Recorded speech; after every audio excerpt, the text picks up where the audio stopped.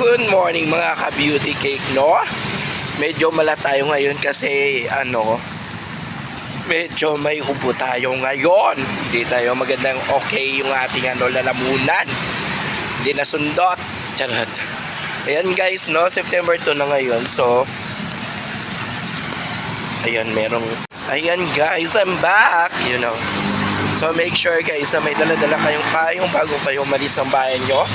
Kasi maulan ngayon. At saka may bagyo, diba? So, kailangan nyo talaga yung payong or kapote bago kayo umalis ng bahay nyo. Para paniguradong hindi kayo mababasa ngayong araw na to, no? Ayan.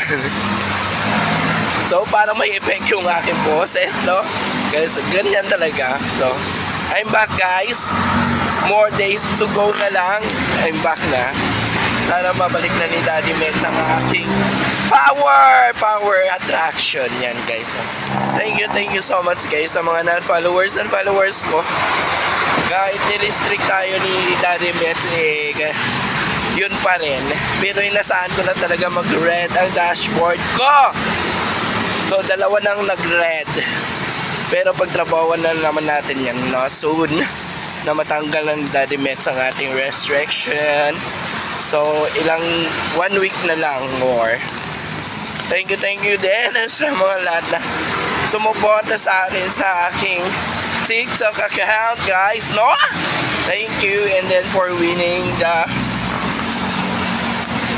bagging the first runner-up, no? So, katatapos lang na pa-challenge. So, thank you so much, guys. And good morning! So, happy Monday morning! September na! Ano pang inasahan natin? So, malamig na ang panahon, no? Yan. Thank you, guys. Don't forget to like and share this videos for more fun with me.